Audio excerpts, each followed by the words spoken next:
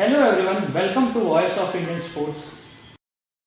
जब भी कोई आईसीसी इवेंट होता है, इंडिया वर्सेस पाकिस्तान ज़रूर होता है और टीवी पे वहीं एक डिबेट हमेशा स्टार्ट हो जाती है, क्या इंडिया को पाकिस्तान से क्रिकेट खेलना चाहिए? बीसीसीआई बोलती है कि वो पाकिस्तान से बायलैटरल सीरीज़ नहीं खेलते प्रिंसिपल्स के लिए।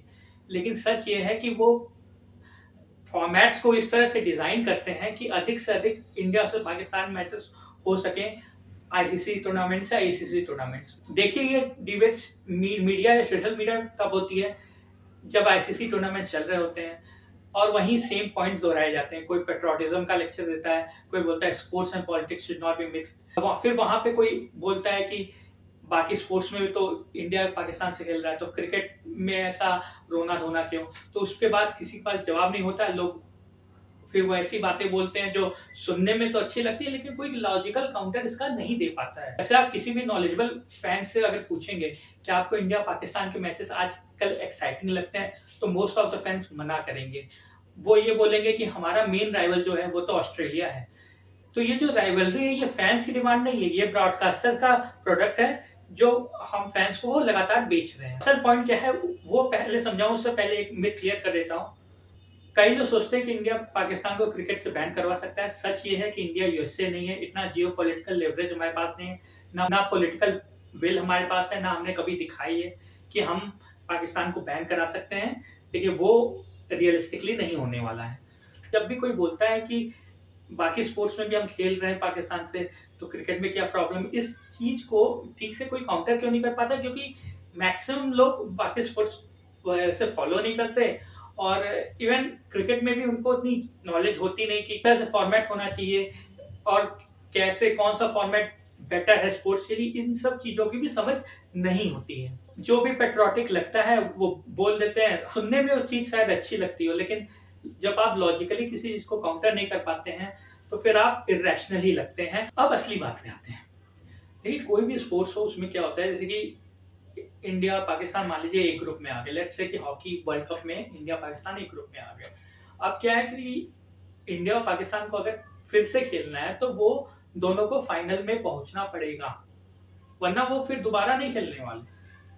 तो ये होता है कि भाई इंडिया पाकिस्तान, इंडिया मजबूर था खेलने के लिए, अगर यहाँ पे विड्रॉ नहीं कर सकता था, बाइकआउट नहीं कर सकता था। क्रिकेट में ये सीन दूसरा है। तो ये अब नया फॉर्मेट देखिए, तो ये super series line bottom rank teams के लिए, फिर दो ग्रुप्स बनाए सुपर सिक्स स्टेजेस के लिए, और उसके बाद सुपर सेवन इंट्रोड्यूस किया।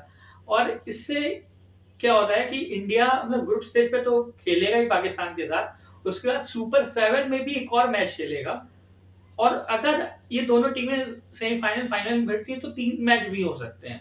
एशिया कप में भी 2018 से ये एक सुपर 4 फॉर्मेट लेके आए, फिर वहां पे कम से कम 2 मैच तो होंगे। अगर इनकेस फाइनल पहुंच गए जैसा 2025 में हुआ तो 3 मैच हो गए।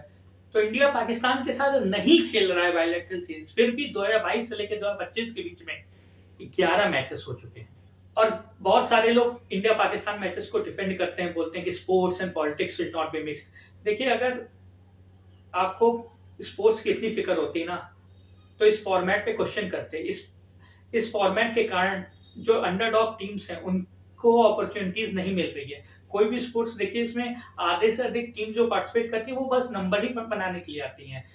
वो टूर्नामेंट जीतने के फेवरेट्स नहीं होते, लेकिन हाँ वो एक या दो बड़े अपसेट्स करते हैं तो वो टूर्नामेंट की स्टोरी बन जाती है। क्रिकेट में भी यही हुआ। यूएसए ने पाकिस्तान को नॉकआउट किया था, नेदरलैंड्स ने साउथ अफ्रीका को नॉकआउट किया, और जिम्बाब्वे ने अभी ऑस्ट्रेलिया को बाहर किया था, और अफगानिस्तान ने न्यूजीलैंड और ऑस्ट्रेलिया को नॉकआउट किया था।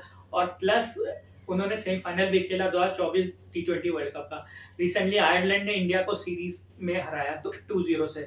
तो ये जो अंडरडॉग्स हैं ये केपेबल हैं अपसेट्स करने के लिए, लेकिन ब्रॉडकास्टर ने इस तरह से नैरेटिव कर रखा है कि ये तो बस नंबर्स बनाने के लिए आते हैं, ताकि वो ज्यादा से ज्यादा इंडिया वर्सेस पाकिस्तान मैचेस दिखा सकें और उससे पैसे बना सकें। अब बात करते हैं राइवलरी की, जो कि सिर्फ एक ब्रॉडकास्ट प्रोडक्ट है। इंडियन मेंस टीम लगातार पाकिस्तान की मेंस टीम को डोमिनेट करते हैं, सबको पता है। मजेदार बात यह है कि स्टार स्पोर्ट्स विमेंस टीम की राइवलरीज को भी प्रमोट करता है।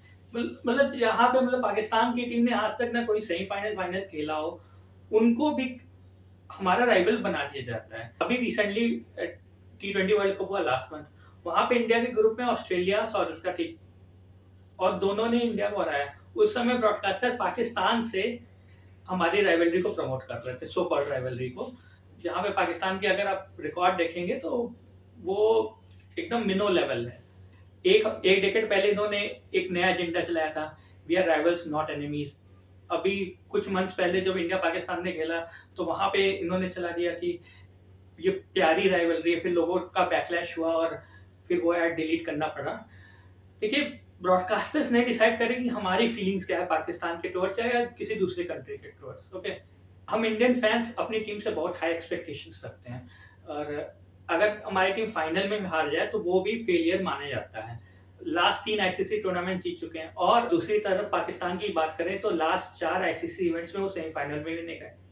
2023 में अफगानिस्तान ने हराया था, 2024 में यूएसए ने हराया, 2025 चैंपियंस ट्रॉफी में अपने घर में एक मैच नहीं जीत पाए। 2026 की बात करें तो जितनी भी स्ट्रॉन्ग टीम्स थी उसमें से एक मैच श्रीलंका से जीत पाए, वो भी खराब अंपायरिंग के कारण। और इसका नुकसान किसको होता है? सबसे पहले तो इंडियन प्लेयर्स को।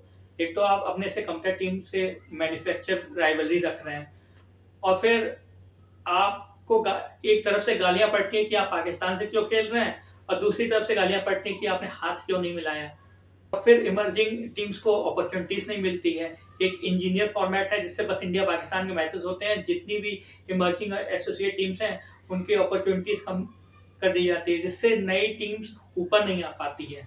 तो देखिए, अल्टीमेटली फायदा ना फैंस का होता है, ना क्रिकेटर्स का, ना ही क्रिकेट एज अ स्पोर्ट का, और इससे केवल केवल बीसीसीआई और ब्रॉडकास्टर्स को पैसा कमाने का मौका मिलता है। और ये जो डिबेट्स जो हम एकदम आईसीसी इवेंट्स के टाइम करते हैं उससे कुछ फायदा तो होता नहीं। अगर अभी करेंगे तो हो सकता है कुछ चेंजेस हो सकें।